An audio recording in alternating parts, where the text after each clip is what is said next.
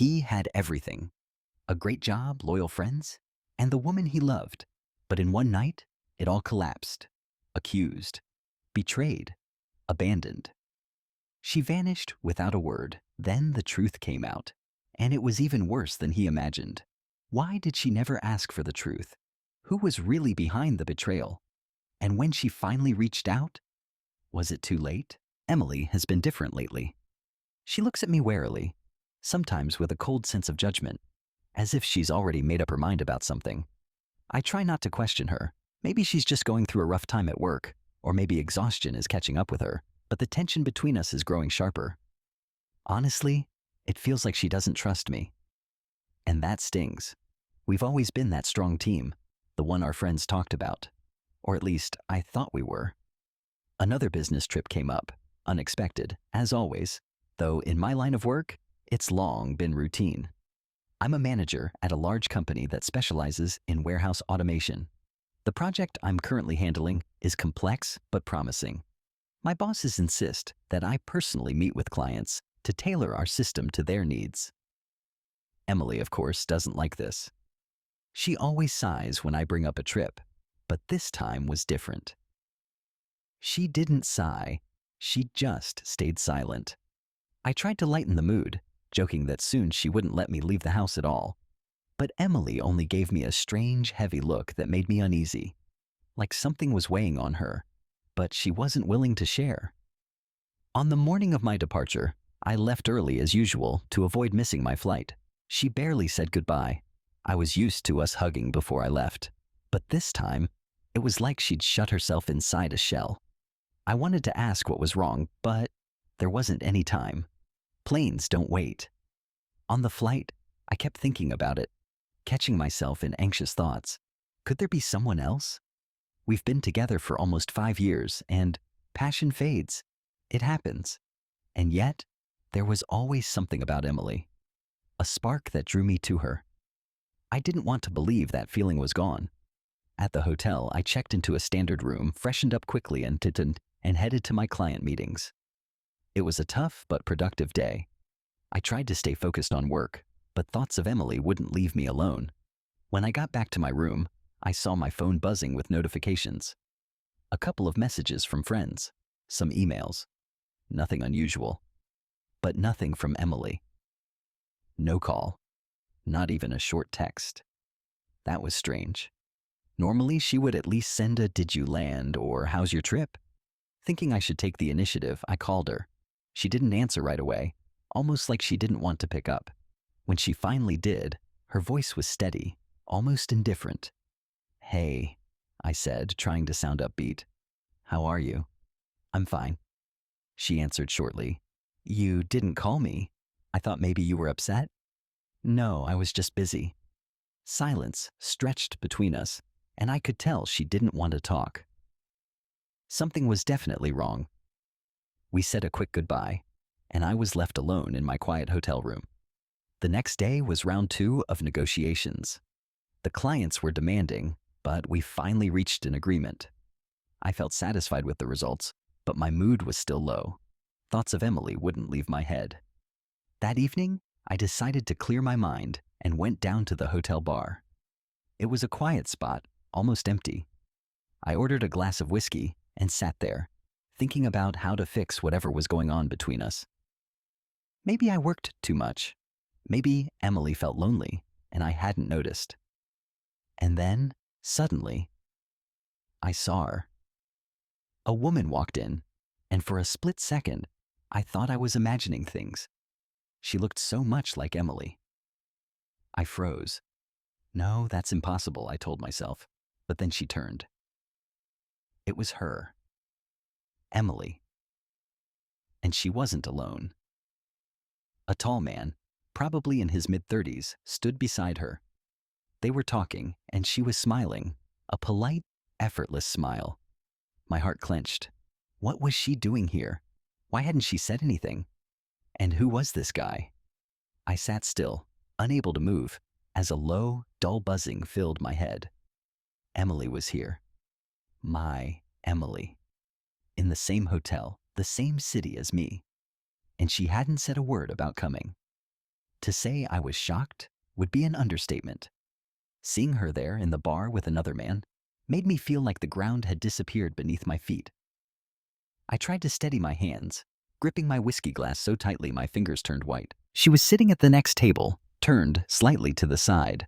Her companion, a tall, fit man in an expensive dark suit, sat across from her, speaking with an easy smile. She nodded, captivated.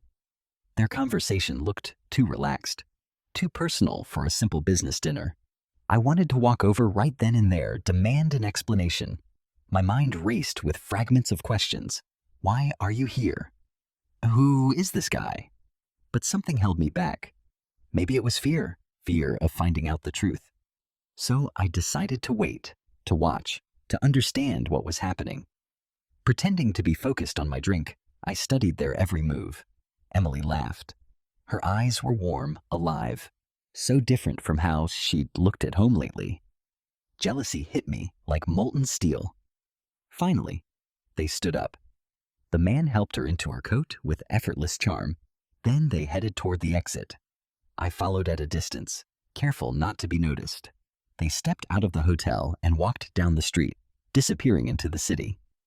I had no idea where they were going, but I was determined to find out. They didn't walk for long. Within minutes, I watched them turn into a small restaurant, its windows glowing with warm yellow light. Stopping across the street, I pulled out my phone to take a picture. Rage boiled inside me. Why was she doing this? I had been blaming myself for the distance between us, but now I saw that she wasn't innocent either. So caught up in my thoughts, I almost didn't notice the man approach me. He looked to be in his mid-30s, neatly trimmed beard, wearing a light-colored coat. "Excuse me," he said quietly, but with confidence. "Are you following them?" I flinched, nearly dropping my phone. "Sorry," I muttered, feeling my face heat up. "Forgive my directness," he continued, "but I saw you back at the bar. You were watching that couple closely." Then he added, "We might have a shared interest." I stared at him, confused. "I'm a private investigator," he explained. "Looks like we're after the same thing." His name was Ryan.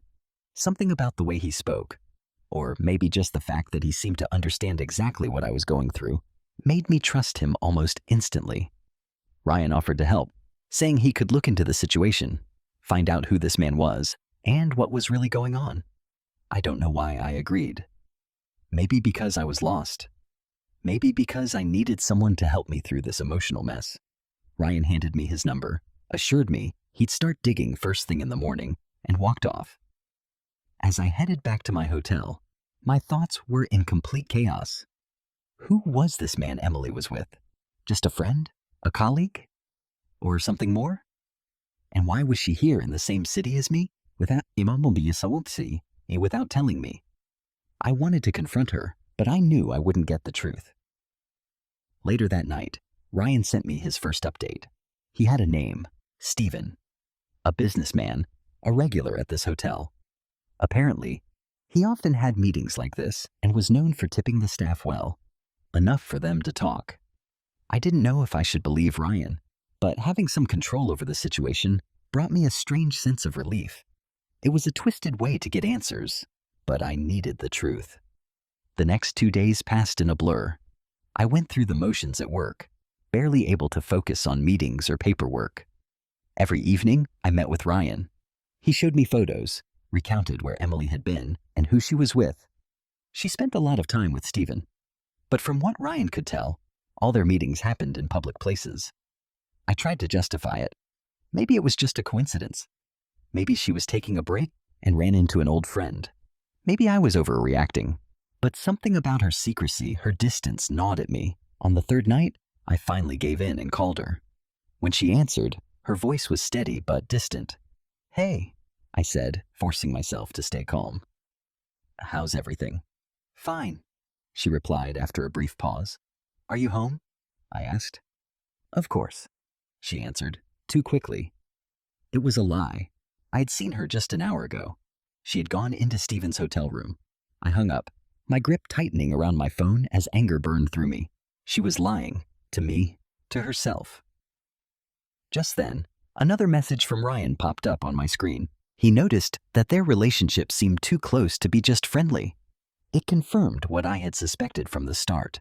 By the third day of my business trip, I felt like I was suffocating. Too many questions, not enough answers. Emily had lied to me. She said she was home, but I had seen her with my own eyes. She was here, in this same city, and she was with him, Stephen. The man with the perfect posture, the expensive suit, and the confident smile. Who was he to her? What did he give her that I couldn't? Ryan, as if he had a sixth sense, kept showing up at just the right moments, right when my nerves were at their breaking point. That evening, he came to my hotel room and, without waiting for an invitation, sat down in the chair. He carried the kind of confidence I had lost. "I have news," he said, opening a folder filled with photos. I froze, staring at them. Emily and Stephen, sitting at a cafe. Him offering her his hand as she stepped out of a car, walking together along the riverfront. Ordinary pictures, but each one cut like a knife. The way she smiled, the way she looked at him. When was the last time she looked at me like that? "That's it?" I asked, my voice hoarse with tension. Ryan nodded, but hesitated. "Listen, Eric, I can't guarantee there's anything going on between them, but it doesn't look like friendship." I couldn't listen anymore. Jumping up, I paced the room, my insides boiling. This wasn't just anger. It was something deeper. Disappointment, betrayal, helplessness. "What do you want to do?" Ryan continued. "Do you need proof? Do you want to confront her?" I had no idea what I wanted. Half of me wanted to storm over to her, rip away the lies, force the truth out of her. The other half was terrified. If I found out the truth, could I live with it? "Keep following them," I finally said, my voice steadier than I expected. "I need more." Ryan nodded and left, leaving me alone with my thoughts. The next day, I tried to focus on work. Clients demanded attention, contracts needed signing, calls kept coming in. But I was only half present. I nodded, answered, smiled on autopilot, but my mind was elsewhere. Then, at the end of the day, Ryan sent me a message. They were meeting again. Dinner at a riverfront restaurant. I knew that restaurant. On my first night in town, I had walked past it, eyeing the golden lettered sign. I headed there trying to stay calm. By the time I arrived, they were already inside. Through the window, I saw Stephen handing Emily a glass of wine. She laughed, tilting her head. Her eyes shone. My fists clenched, nails digging into my palms. I walked in. They were at a table by the window, deep in conversation. Emily hadn't noticed me, but Stephen did. His expression flickered with surprise for a split second before he masked it with calm indifference. I stepped toward their table. Emily looked up, and panic flashed in her eyes. "Eric?" Her voice was raw with shock. "What are you doing here?" "Good question," I said, glancing at Stephen. "What are you doing here?" Stephen stood up, keeping his composure. "Excuse me, but who are you?" "Her husband," I said, my insides burning. Emily turned red. Her eyes darted around as if looking for an escape. "This isn't what you think." "Oh, really?" I cut her off. "Then what is it? Dinner with a friend? A secret business trip? Why did you lie to me?" Stephen tried to step in, but I turned on him sharply. "You got something to say?" "Please, let's stay calm," he said evenly. "We were just—" But I didn't let him finish. My fist clenched on its own. The next second, I punched him square in the face. Stephen staggered, but stayed on his feet. Gasps filled the restaurant. Someone pulled out their phone, already recording. "Are you insane?" Emily screamed, jumping up from her seat. She grabbed her bag, yanked out a small canister, and sprayed me right in the face. Burning pain exploded in my eyes. My breath caught. I dropped to my knees, clawing at my face, but it only made things worse. My ears rang from panic. Through the blur of pain, I heard Emily shouting at a waiter. Then came the sirens. At the police station, I sat alone, my eyes still stinging. My phone rang. It was my colleagues. They knew where I was, but I didn't want to explain anything. A couple of hours later, someone posted my bail. One of my friends, who had come to pick me up, silently guided me into the car. "She filed a report," he finally said as we pulled away. I didn't respond. The pain wasn't in my eyes anymore. It was in my heart. Emily had betrayed me. I no longer had any doubt. Everything after the restaurant incident blurred into a heavy fog. I had been released on bail, but the weight of humiliation lingered before my friends, my colleagues, myself. Just days ago, I was a confident man, focused on my work, living with the woman I loved. And now, it had all collapsed. My friends stayed silent, not asking questions, though their looks carried a mix of pity and confusion. One of them, Christopher, tried to reassure me. "Eric, things like this, well, they happen. If Emily filed a report, it can be dealt with. Talk to her, explain things." Talk? I let out a hollow laugh. To her? How? About what? She literally sprayed me in the face with pepper spray after I caught her with another man. Talking was useless. I had realized that immediately. Emily didn't call. She didn't text. It was as if we had never existed. No attempt to explain. No attempt to defend herself. Her silence hurt more than anything she could have said. That evening, I sat alone in the tiny apartment I had rented after realizing I couldn't go back to the one I had shared with Emily. The cheap furniture wobbled. The curtains smelled stale. But I didn't care. I spent the entire day lost in thought. By nightfall, I decided to call Ryan. I needed the full picture, no matter how painful it would be. He answered quickly, as if he had been expecting my call. "Eric," he began, "I was just about to call you. There's something you need to know." "Go on," I muttered, feeling my pulse quicken. "I looked into Stephen," he said, pausing, as if choosing his words carefully. "He's not a businessman. His real name is Ryan, and he's a professional con artist." "What?" It took a second for his words to register. "He targets women going through a rough patch, whether in relationships or life in general. He gains their trust, then manipulates them into giving him money. Loans, investments, shared purchases. He's an expert at this." I sat in stunned silence, trying to process it. "And that's not all," Ryan continued. "He faked the photos, the ones where you supposedly appeared with another woman. It's a common trick, to make the target feel jealous, to push them toward rash decisions." My head was spinning. "Photos? What photos?" I cut in. "Are you saying he showed Emily something?" "Yes, that might explain her reaction. She could have believed you were cheating and turned to him for comfort." The words hit me like shards of glass. Emily thought I had cheated on her. She never confronted me, never asked. She just believed the lie. I spent the night staring at the ceiling, trying to make sense of it all. On one hand, she had been manipulated, tricked by someone preying on her emotions. But on the other, she had still betrayed me. By morning, I knew what I had to do. Ryan helped me dig up more information on Stephen. Turned out, he had done this before, multiple times. He always managed to slip away, changing names, avoiding any real consequences. But I wasn't going to let him get away this time. I met with Christopher and told him everything.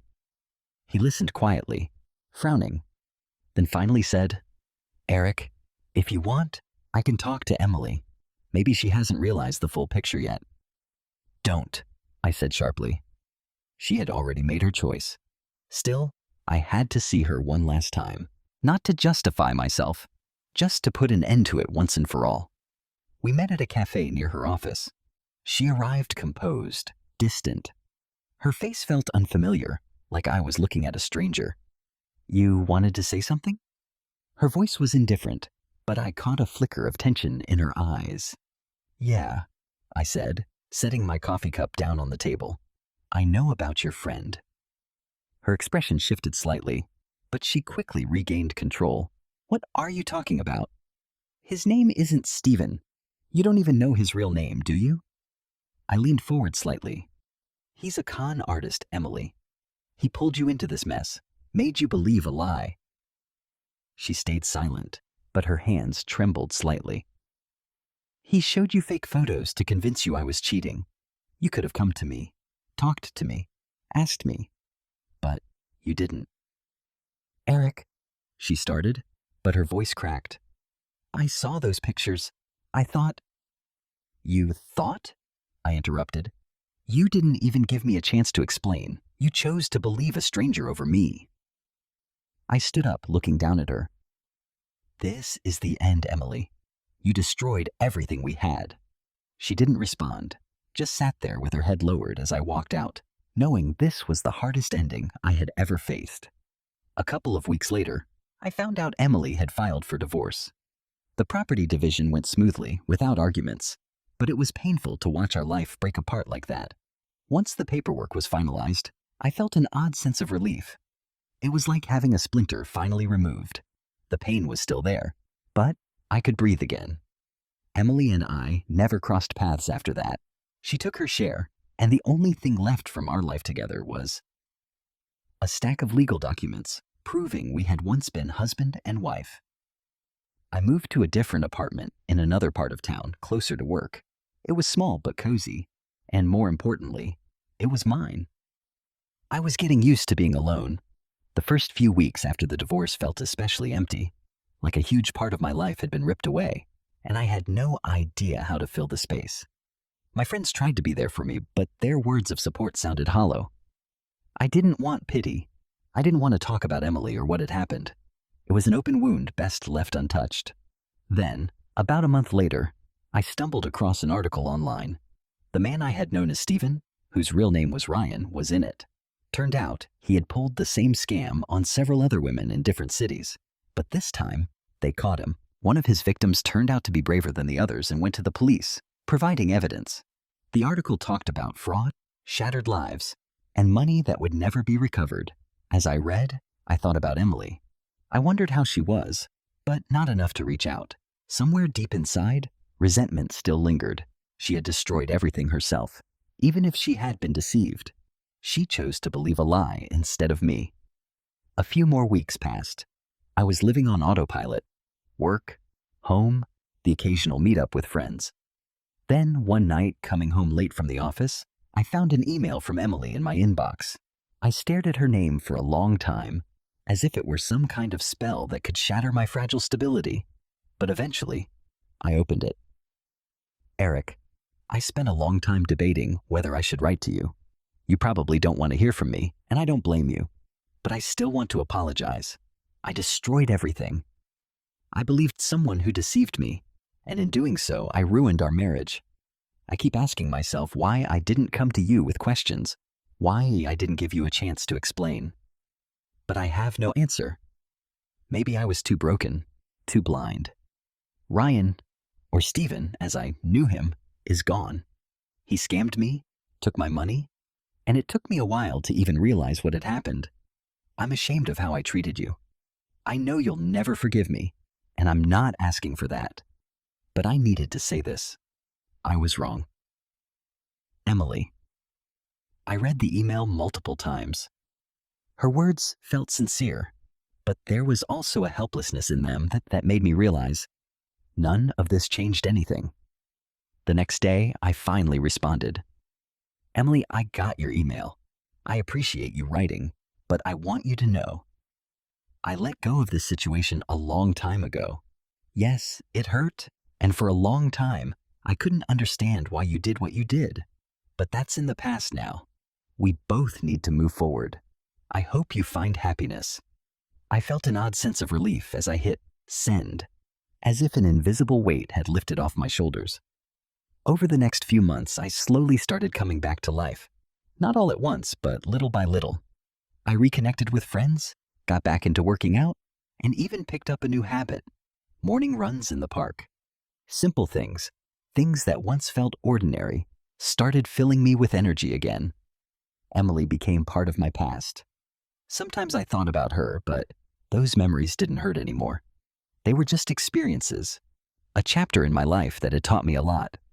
About trust, about love, about how important it is to talk to the people you care about instead of shutting yourself off. One day, I ran into her by chance. It was at a mall.